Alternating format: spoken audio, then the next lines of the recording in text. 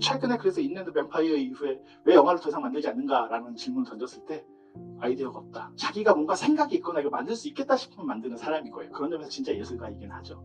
그런 스타일이어서 어떻게 보면 더 많은 영화들이 있으면 더 많은 얘기를 할 수도 있겠지만 또 한편으로는 스스로도 그걸 되게 잘 알고 있는 것 같아요. 내가 더 많은 걸 만들어도 과연 얼마나 달라 보일까. 이거 되게 고민되는 문제 중에 하나거든요. 왜냐하면 그 예술의 되게 유명한 개념 중에 하나가 말라르메라는 시인이 얘기했었던 한 권의 책이라는 개념이 있어요. 그러니까 약간 이데아적일 수도 있는 건데 자기가 생각한 한 권의 책을 계속 평생 쓴다는 거죠, 예술가는. 그래서 첫 작품부터 끝 작품까지가 사실은 한 권의 책을 완성하기 위한 과정이다라는 그런 개념으로 이해하실 수 있는데 그러다 보니까 어떤 식으로 약간 동호반복되거나 자기가 자기를 모방하거나 그러면서 그것들을 좀 더 부서뜨리거나 무너뜨리면서 조금씩 더 정교하게 더 완성도 있게 가져가는 과정들은 이런 스타일의 예술가들에게 특히 잘 마련이 되죠. 계속 뭔가 이렇게 확확 변한다는 건 생각보다 쉽지가 않습니다. 여러분들이 어떤 이야기적 재능이 아무리 많으시다고 해도 그걸 끄집어낼 때마다 오 이런 것도 할 수 있어, 오 이런 것도 할 수 있어, 그게 그렇게 많지는 않을 거예요.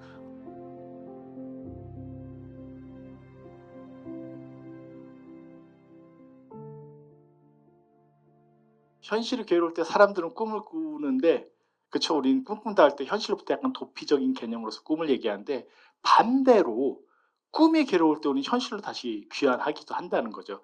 그거는 그 지적 같은 정신분석 학자가 프로이트를 읽어가면서 했던 얘기이기도 해요. 저는 유사한 얘기들을 한 적이 있어요. 반대로 생각해 보면 현실이라는 것이 꿈으로부터의 도피가 아니냐 이렇게 얘기해 볼 수도 있다는 거죠. 어떻게 보면 그 두 가지가 서로 완전 반대거나 다른 영역에 있는 입장이 아니라 그냥 상대적으로 놓여 있는 입장. 여러분들이 린치의 영화를 볼 때도 어떤 위치에서 관측할 것인가라는 것이 결국에 어떤 귀결점이 될 수밖에 없다라는 점도 한번 생각해 보시기 바랍니다. 먼저 린치에 대한 설명을 드릴게요. 그래서 이 영화에 보시면 그 로스트 하웨이 그 거의 소멸선이 보이는 것 같은 장면들이 계속 반복적으로 나오잖아요. 일종의 어떤 터닝 포인트를 계속 그런 식으로 인서트로 넣어주기도 했었어요. 영화의 시작에서부터 중간중간에 갑자기 뭐 피트를 변신한다든가 뭐 피트가 또 도망칠 때도 마찬가지고 계속 그런 장면들을 유심히 보시면 나름 신호는 주고 있다. 그게 엄청나게 정교한 신호냐? 그렇진 않다. 그냥 신호를 주니까 뭔가 달라지겠구나라는 그 느낌을 가지고 보셔도 괜찮다라는 말씀을 미리 드릴게요. 일단 린치에 대한 요약. 46년생이고요. 미국 몬태나주에서 태어났고 아버지가 이제 농무부 연구원이어서 미국을 대단히 많이 다녀봤다고 해요. 그러니까 나름 풍족한 집안이었고 공부도 다 미술 공부를 했어요. 그리고 실제로 이 영화에서 마찬가지지만 뭐 여기 유명한 밴드들이 대단히 로스트 하웨이에서 관여를 했었는데 음악 밴 뮤지션들하고 되게 친하고 이 영화의 슈퍼바이저도 음악 슈퍼바이저는 데이비드 린치예요. 엔딩 크레딧에 보면 그렇게 나오고 있습니다. 그러면서 미술을 공부하다가 뭐 카라치 같은 데도 마찬가지지만 그렇게 영화를 만드는 사람들이 많아요. 그리고 이제 현대 미술이 한국도 이제 그렇게 변해 가고 있는데 인스톨레이션 작품들이 미술의 영역이 영화 영역과 크게 구별되지 않거든요. 현대미술관에서 여기서 메모리아 강연했었는데 아피차폭 이라스테쿤은 매년 해요.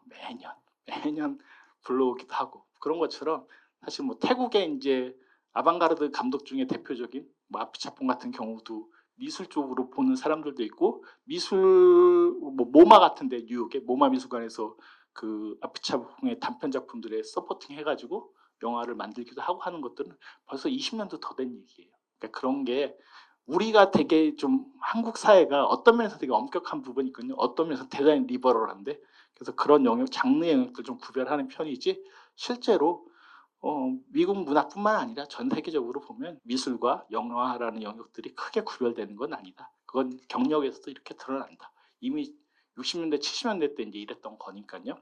그래서 70년도에 LA로 이제 옮기면서 소위 말하는 이제 AFI 다니면서 여기서 단편 영화를 만드는데 맨날 영화는 똑같아요. 제가 보기엔 내용은.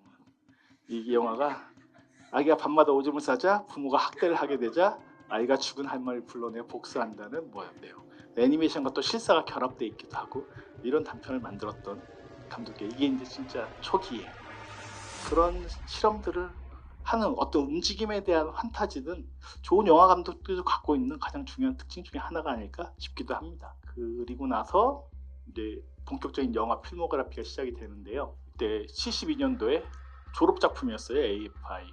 그래서 이레이저 헤드를 5년에 걸쳐서 만들게 되고요. 이 영화는 아까 이제 잠깐 말씀드렸던 것처럼 쫄딱 망했다가 컬트 영화의 어떤 기본이 되는 과정들. 여기서 보면 어떤 이상한 이제 남자, 약간은 좀 기형적인 남자가 어떤 진짜 이상한 여자와 관계를 하고 아이를 낳게 되는데 아이에 대한 공포예요. 기본적으로는. 그래서 그 이레이저 헤드가 그 고무 머리 지우개를 얘기한 거거든요. 연필에 옛날 보면 요즘 연필들을 많이들 안 쓰시지만 전 지금도 연필을 되게 좋아하거든요. 연필에 이렇게 지우개 달린 걸 더 좋아해요. 지우개 없는 연필은 가끔 불편하거든요. 그래서 그런 머리인데 아이가 이제 그런 존재인 줄 알았는데 자기도 그런 이레이저 헤드였다 라면서 영화 끝나버리는, 도대체 그래서 이게 어떤 게 현실이고 어떤 게 꿈이라는 거야. 이미 이때부터 이제 헷갈리기 시작을 합니다. 흑백인데 되게 영상들이 너무 미술적이라고 볼 만큼 대단히 기가 막히기도 했어서 그런 부분에서도 인구의 회자가 되는 그런 작품이기도 하고요. 두 번째 작품은 실존 인물인 영국의 그 존 메릭이라고, 실제로 엘리펀트맨이라고 불렸던 사람에 대한 얘기인데 약간 휴먼 스토리예요. 그래서 이런 거 보면 스트레이트 스토리 같은 걸 만들 수 있는 여력은 이 영화와 대단히 깊은 연관성을 맺고 있기도 해요.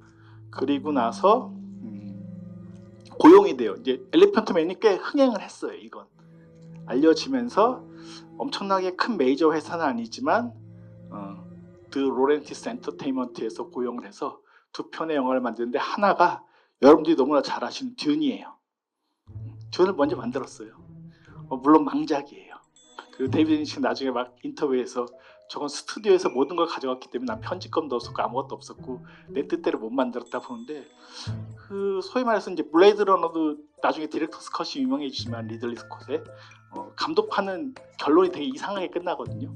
그런 것처럼 극장판에 대한 불만들은 있고 나중에 뭐 이걸 다시 살려내려고 했지만 살려낸 버전도 뭐 그렇게까지 훌륭한가? 라고 생각이 들 정도로 워낙 그 우리가 이제 본 최근에 듄은 2부로 나눠져 있잖아요. 방대한 그 프랭크 허버트의 소설 자체가 SF 소설이 거의 왕자의 게임인 거죠. 굳이 말하자면 왕자의 게임인 건데 이거를 하나의 어떤 영화로 만들기도 좀 불가능한 부분들도 있었고 여러 가지 여건상 모래만 잔뜩 나오는 진짜.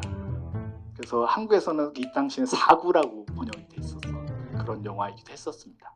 이걸 발표하고 약간 몰락을 하고 나서 본인이 깨달았어요. 그래서 이번에는 6만 달러 되게 정의 예산만 주면 내 마음대로 할 거다라고 해서 만든 영화가 80년대 그리고 초기에 제가 제일 좋아하는 영화이기도 한 블루벨벳이에요. 지금 봐도 너무나 강렬해요. 그리고 뭐 굳이 말하자면 이 영화가 그럼 엄청난 새로운 비전이 있는가라고 한다면 그렇지 않을 수도 있어요. 이거 냉정한 얘기인데 데이비드 린치 영화를 계속 보다 보면 여성 캐릭터가 되게 중요하게 나타나거든요. 근데 그 여성 캐릭터는 일정하게 대상화가 돼요. 남성의 시선에 의해서. 이 영화가 이제 그런 것들을 대표적으로 보여줘요. 여주인공이 누구였었냐면 그 로셀리니 감독의 딸인 이자벨 로셀리니였었고 정말 여기서도 매력적으로 나와요. 그래서 그 이자벨 로셀리니의 어떤 정사 모습을 이 남자 주인공이 관찰하거나 하는 그런 장면들이 있는데 여기서는 그 자유롭게 연출을 했고 그 어떤 악몽적인 이미지인 동시에 예술가로서 보기에는 종종 볼 수 있는 남성 예술가 특유의 되게 유아틱한 측면들도 있어요. 저는 있다고 생각해요. 데이비드 린치 영화를 보다 보면 냉정하게 판단해 보면. 근데 그런 것 중에선 최고 절정인 거예요. 그러니까 유아틱한데 많은 남성 예술가들이 어떤 부분에선 근데 이게 최고가 되면 그래 저건 인정해 줄 수 있어 라는 어떤 영역까지 도달하는 거죠. 어떤 극지점까지 밀고 가는 거죠. 그런 에너지가 있는 감독이 아닌가. 그리고 그런 것을 진짜 잘 보여주는 게 블루벨벳이라는 영화일 수도 있겠다라는 말씀도 드릴 수 있을 것 같고 어쨌든 많은 상을 탔던 그런 영화이기도 합니다. 그리고 나서 여러분들이 너무 좋아하시는, 저는 이 사람의 최고 걸작은 여전히 트윈픽스라고 생각을 하거든요. 이 30부작으로 결국 만들어지는 트윈픽스를 마크 프로스트라는 프로듀서와 함께 시작을 하면서 예전에 한국에서도 그 KBS인가 MBC인가 공중파에서 조금씩 해줬었던 기억이 나요. 근데 대단히 많이 편집이 됐었죠. 당연히 저걸 오리지널 미국 상태로 그대로 보여주지 못했었는데 가끔 저걸 밤마다 볼 때마다 진짜 마구잡이로 잘라버린 그 커트들도 되게 좋아했었던 그런 기억들이 납니다. 한 여고생의 살인사건을 그 필두로 해서 그것을 추적하는 마을 사람들의 각각의 사연들을 계속 쪼갰었던 그런 작품들이고 나중에 극장판이 나오기도 해요. 근데 극장판은 저 드라마를 담기에는 너무나 한계가 있어서 트윈픽스는 뭐 1, 2, 3 가능하시면 다 장기간의 시간과 마음을 잡으시고 보실 수 있으면 좋겠다라는 거고요. 그것을 만들면서 이제 공개할 때쯤에 또 다시 광란의 사랑이라는 영화로 이 영화로 칸 영화제 가서 갑자기 대상을 타버려요. 그러면서 사실은 어떻게 보면 영화 씬에서 대단히 유명한 감독이 된 거죠. 뭐 황금종려상은 뭐 탈 수 있는 사람들이 아무나 있는 건 아니니까 저희는 이제 봉준호 감독이 타면서 매일 칸칸칸 하는 것들을 이제 좀 해소를 하긴 했습니다만 여하튼 그렇게 됐고 그 후에도 계속 트윈픽스 시리즈는 이어져서 나오게 됩니다. 그리고 한동안 광란의 사랑을 선보인 다음에는 작품을 안 하는 것 같다가 오늘 보신 로스트 하웨이를 만들고 스트레이트 스토리 진짜 어떤 로드무비의 전형인데 사실 광란의 사랑 같은 경우도 로드무비의 형식을 가지고 있어요. 물론 그 밑바닥에 깔린 얘기는 오즈의 마법사예요. 오즈의 마법사 같은 얘기인데 그래서 아까 제가 오즈의 마법사를 무의식적으로 말씀드린 건지도 모르겠어요. 그 광란의 사랑의 시나리오 작가가 쓴 게 또 로스트 하이웨이이기도 해요. 그래서 사실 되게 비슷한 부분이 있어요. 광란의 사랑과 이 로스트 하이웨이에서 어떤 그 사랑이나 그 약간 병적인 집착 같은 그 관계들은 되게 유사성을 보여주고 있는 이야기이기도 하다라고 말씀도 드릴 수 있을 것 같아요. 그리고 2001년도에 머롤랜드 드라이브를 내놓으면서 이 두 영화가 어떻게 보면 이제 후기에 데이비드 린치의 가장 난해한 영화들인 동시에 대표작으로서 계속 칭송을 받고 있고요. 서로 연결을 하면서 볼 때 또 되게 흥미로워지는 지점이 있어요. 어떻게 보면 로스트 하위에서는 남성 주인공의 그래도 뭐 프레드의 역할이라든가 되게 크게 부각이 되는데 결국 욕망의 핵심은 여자거든요. 르네 혹은 앨리스로 불리는 1인 2역을 하는 배우의 어떤 모습이 신비로운데 그게 더 적극적으로 표현되는 영화가 머롤랜드 드라이브라고 얘기할 수 있어요. 여기는 거의 여성들이 주인공인 영화들이고 그리고 여배우의 실종을 찾아다니는 또 얘기들이기도 해서 머롤랜드 드라이브를 보시면 그것이 어떻게 서사적으로 이어질 수 있는가에 대한 어떤 감각도 충분히 찾아볼 수가 있습니다. 그러면서 이제 저 때부터 그쵸, 한국에서 요즘 이게 중요해지는지 모르겠습니다만 워카이드 시네마나 필름 코멘트나 거의 최고의 영화들로 꼽기 시작을 하게 됩니다. 그리고 인랜드 뱀파이어를 만들게 되고 이건 뭐 로라던과 같은 자기의 또 주요한 배우들과 다시 또 영화를 만들기도 하고 그러다가 이 이후엔 또 영화를 안 만들었어요. 대신 뭐 엑스제팬의 뮤직비디오를 만든다던가 음악에도 대단히 조예가 있다. 듀란듀란의 뮤직비디오를 만든다던가 듀란듀란을 모르시는 분들도 있겠지만 80년대 팝을 들기 위해서는 유럽 팝은 듀란듀란을 또 빼놓고 얘기할 수는 없거든요. 이런 뮤지션들의 수많은 것들을 만들다가 또 이제 2016년에 공개된 트윈픽스 3회 시즌을 제작을 했고 올해 1월에 타계를 하게 됩니다. 이런 흐름들이 그러니까 엄청나게 영화를 많이 만드는 사람은 아니에요. 그렇다고 어제 강연을 했었던 빅토르 에리시처럼 10년 만에 한 번씩도 만드는 건 아니긴 하지만 10년 만에 한 번은 진짜 너무하지 않습니까? 기다리는 사람 생각도 좀 해주시긴 하셔야지. 그 정도는 아니지만 많이 만드는 건 아니에요. 최근에 그래서 인랜드 뱀파이어 이후에 왜 영화를 더 이상 만들지 않는가라는 질문을 던졌을 때 아이디어가 없다. 자기가 뭔가 생각이 있거나 이거 만들 수 있겠다 싶으면 만드는 사람인 거예요. 그런 점에서 진짜 예술가이긴 하죠. 그런 스타일이어서 어떻게 보면 더 많은 영화들이 있으면 더 많은 얘기를 할 수 있겠지만 또 한편으로는 스스로도 그걸 되게 잘 알고 있는 것 같아요. 내가 더 많은 걸 만들어도 과연 얼마나 달라 보일까? 이거 되게 고민되는 문제 중에 하나거든요.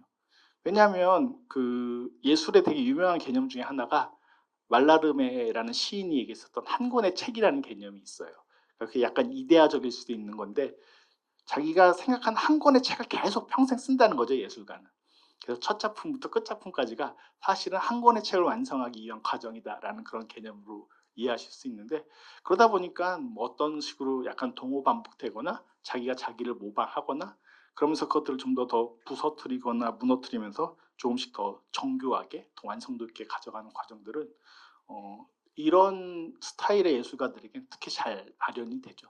계속 뭔가 이렇게 확확 변한다는 건 생각보다 쉽지가 않습니다. 여러분들이 어떤 이야기적 재능이 아무리 많으시다고 해도 그걸 끄집어낼 때마다 이런 것도 할 수 있어? 이런 것도 할 수 있어? 그게 그렇게 많지는 않을 거예요. 근데 이제 스트레이트 스토리 같은 경우에는 확실히 좀 더 이전과 달리 휴먼 스토리고, 아까 얘기했던 그 프릭스, 그러니까 다시 말해서 엘리펀트맨과 같은 유사한 부분들도 있습니다만, 그것보다 훨씬 더 스탠다드한 어떤 로드무비의 형태이기도 해서 이 사람이 변신을 고민하지 않는 사람은 아닌 거예요. 다만 재미가 좀 없겠죠. 냉정해. 그러니까 한 번 해보는데, 한 번 했으니까 됐어. 이제 원래 또 하려던 거 할 거야 하면서 머로랜드 드라이브로 바로 가버리는 걸 봤을 때는 그걸 할 수 있는 재능이 있다는 것은 저런 식으로 충분히 존재 증명을 해 오셨지만 엄청나게 거기에 대한 자극과 흥미를 느끼는 않는 것 같다. 그래서 머로랜드 드라이브, 인랜드 엠파이어는 그런 흐름 속에서 여전히 이게 꿈인지 현실인지 헷갈리게 여러분들을 혼란의 어떤 공포로 몰아들이는 그런 스타일들을 선택하는 것은 아닌가 싶습니다. 이제 영화 속으로 본격적으로 들어가 볼게요. 자, 이제 한번 생각을 한번 해봅시다. 이제 오늘은 약간 괴롭히려고 PPT를 준비해 왔습니다. 이 영화를 가장 단순하게 파악할 수 있어요. 어렵지 않습니다. 생각보다. 질문 3가지입니다. 크게 3덩어리가 있어요. 어떻게 3덩어리가 있죠? 첫 번째 덩어리 뭘까요? 네, 프레드였을 때, 그 색스폰 연주자였을 때, 그렇죠? 그 얘기가 하나가 있어요. 근데 얘가 갑자기 뭘로 바뀌어요? 피트로. 언제 바뀌죠? 감옥에서 바뀌죠. 감옥에서 바뀌는 거예요. 감옥에서 얘가 피트로 왜 바뀌었습니까? 라고 물어보시면 저도 모르겠어요. 아무리 찾아봐도 그건 안 나와요. 그러니까 그런 거 찾지 마세요. 그런 거 찾는 건 사실 린치 영화를 볼 때 약간 시간 낭비긴 해요. 근데 피트로 바뀌어요. 그럼 피트가 바뀌어서 피트가 계속 가잖아요. 근데 이제 여자는 모양은 똑같아요. 물론 이제 머리가 노란색으로 바뀌지만 르네에서 앨리스로 바뀌어요. 그러면 두 남자가 쫓는 여자는 똑같은 거죠. 이제 그 생각은 해볼 수 있겠죠, 충분히. 그건 어려운 생각은 아닐 거라고 생각이 들어요. 그래서 사실 린치가 많은 영화들에서 여배우들, 남자 배우들을 1인 2역 시키는 경우는 없는데, 단언 건 없는데 여자 배우들은 1인 2역을 많이 시켜요. 머로랜드 드라이브에서도 나오미 와츠도 그렇고 두 여자 주인공들을 다 1인 2역을 시켜요. 그러니까 어떻게 보면 부니엘이라는 초현실주의적인, 제가 진짜 좋아하는 스페인의 감독이고 제가 죽기 전에 꼭 쓰고 싶은 책 중에 하나는 루이스 부니엘에 대한 책인데, 마지막 유작이 욕망의 모호한 대상이에요. 거기서 보면 콘치타라는 여성을 이 남자가 쫓아가는데 이름은 똑같은데 부니엘을 한 수 더 떠요. 다른 여자 배우를 썼어요. 근데 똑같이 불러요. 그래서 그 욕망을 계속 쫓아가는 얘기예요. 사실 이런 그 감독들, 부니엘도 그렇고 린치도 그렇고 욕망을 추격한다는 것이 가장 중요한 추격전의 모티브라고 얘기를 할 수 있어요.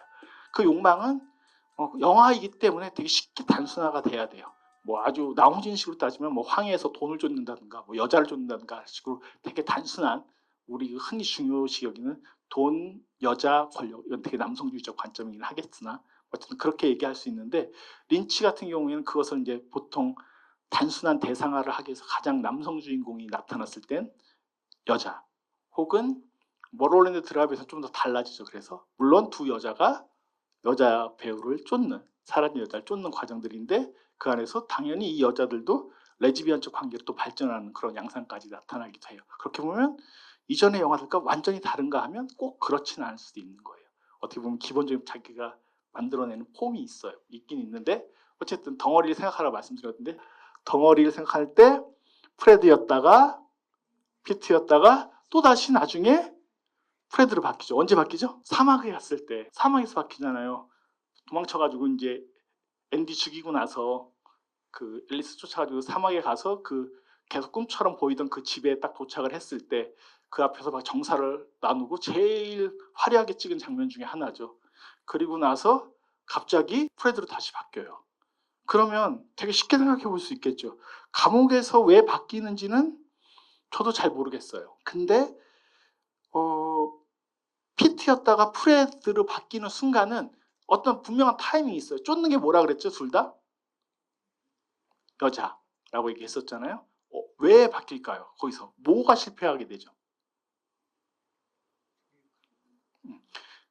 그 피트가 계속 대사를 치잖아요. 뭐라 그럴까요? 뭐라고 얘기하죠? 널 가질 거야. 근데 갑자기 앨리스가 딱 쳐다보더니 뭐라고 얘기하죠? 넌 가질 수 없어. 그 순간에 프레드로 다시 돌아오는 거예요. 그럼 피트는 뭐냐? 그 관계 속에서만 생각해 보면 프레드가 갖기 위해서 피트로 변한다라고 생각해 볼 수 있는 거죠. 1차적으로. 이게 되게 말이 안 되는 것 같지만 피트는 프레드에 비해서 훨씬 더 성적인 능력이나 어떤 그런 여성에 대한 능력이 있어 보이는 인물로 묘사가 되어 있어요. 만녀서들이 이제 다른 연인도 있고 그런 형태로 묘사가 되어 있고 그래서 형사들이 계속 관찰을 하잖아요. 그러면서 내가 저걸 보려고 내가 여기 있냐 뭐 이러면서 이제 자기들끼리 한탄하는 장면들이 있는 것처럼 그런 시선을 통해서도 피트가 그 부분에 있어서는 꽤나 탁월하다라는 것들을 반대로 보여주기도 해요. 그렇다면 그 전에 아내를 죽였었던 첫 번째 덩어리에서 보시면 프레드의 괴로움 중에 하나가 뭐였는지가 드러나게 되는 거죠. 프레드가 되게 표정이 이상해지는 순간은 언제였었던 거죠? 정사를 나눈 후 하다가 안 됐을 때, 그때 그 아내가 어떻게 해줘요? 토닥토닥일 때 완전히 수컷의 자존심을 뭉개는 거죠. 물론 여성의 입장에서는 되게 토닥토닥 해주는 것이지만 반대로 남성의 입장에서는 내가 얘에 대해서 뭔가 안 되는구나. 이건 되게 요 둘 관계만 봤을 때 여기에 복잡적으로 나타나는 게, 그래서 누가 나타나야 돼요? 이 여자에 대한 문제를 건드려야 될 거 아니에요? 복수를 해야 될 거 아니에요? 그래서 누가 등장해요? 이 영화의 첫 발화시점. 초인종 눌렀는데 무슨 소리가 들려요? 이제 에디라는 인물과 같이 결합해서 쓰이는 그 남자가 죽었다라는 걸로 나오는 거잖아요. 그 남자가 사실은 피트에게선 핵심적인 어떤 그 소위 말해서 빌런으로 등장을 하게 되는 거죠. 안타고니스트를 등장하게 되는 거죠. 적대자로 그렇게 등장하게 되는 관계들이 나오죠.